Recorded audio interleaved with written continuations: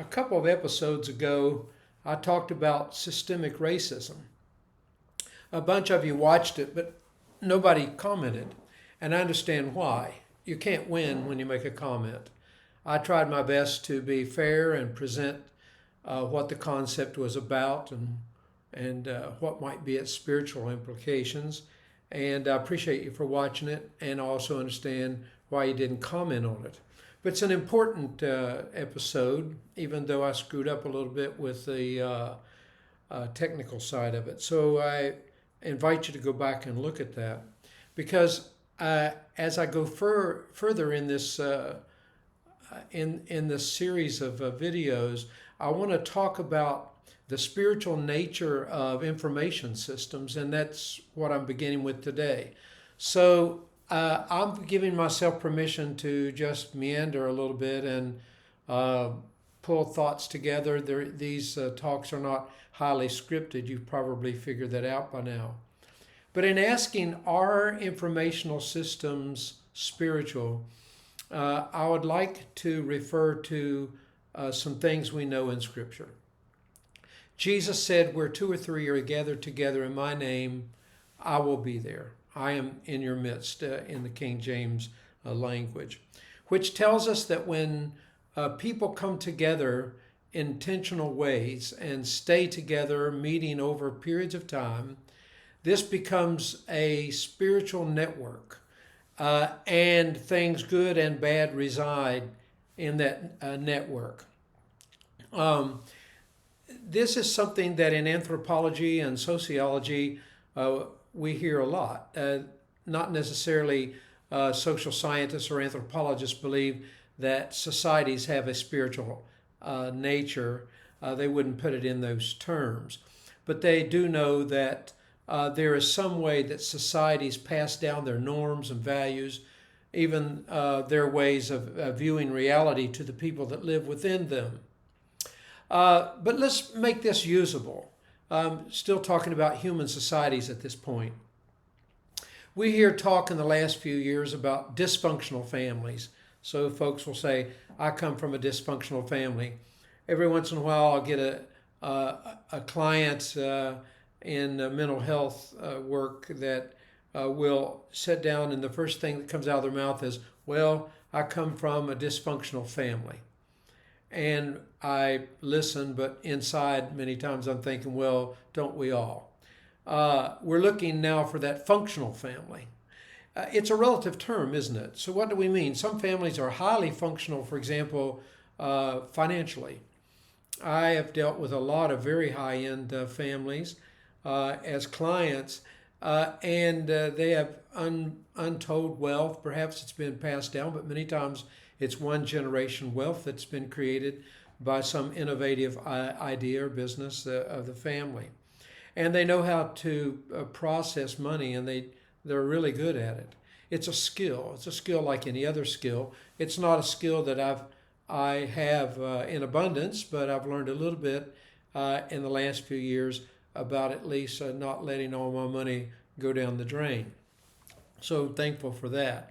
But we all have skills in different areas, so do families. So some people have financial skills. Some people have high level of social skills. So this family, they make contacts and friends easily, always having people over. There's a kind of a relational, rich connectedness. And some families are rich in spiritual life. So their heritage about prayer and insight into Scripture and things like that, very rich and wonderful. Others have an intellectual life. Everybody's reading some book, and when they come together, they're talking about what they're reading and what the implications are, and they have these intellectual conversations that's really good. Some families lack areas, and that's what we mean when we say dysfunctional. Perhaps we should say dysfunctional in what way? For example, many clients that I have come from families where sexual life they weren't prepared for sexual life. So they may have gone through puberty with near silence from their families and just trying to figure out how their bodies worked and all of that. And sometimes made mistakes that to other people seemed egregious, but they hardly understood what they were doing. because they had new bodies and no one had given them any instruction. And of course, we go down that trail. We'll take up the whole time because that's a real problem in many families. So we would say such a family is dysfunctional, sexually dysfunctional. It doesn't have the means of being able to prepare the members of the family for healthy and fulfilling sexual life. Families also have strong suits and they have weaknesses. So usually they know about their strong suits. We Smiths, we're always this way, or we Joneses always this way. But they many times do not see the shadow side, as Carl Jung put it, of their family life. Other people say, man, that family, everybody in that family really are stingy, or that family, they'll always cutting a deal of some kind that's going to, be for their benefit and to your loss. And so people see that families pass down those kinds of traits, but in the family itself, it's not seen that way. It's usually seen as being astute, being able to make do with things. So we tell narratives in our family that are good. And so a lot of times when people come in to see me for the first time and they're talking about their family, they're defensive. They're wanting to get at something, but they don't want to be disloyal because there's a kind of a family script. You don't tell outsiders what's wrong with our family. Now, I've talked about family so far, and I've taken up most all my time to do that. But I want you to begin to think about how informational systems also have a spiritual life, and they have strengths and weaknesses.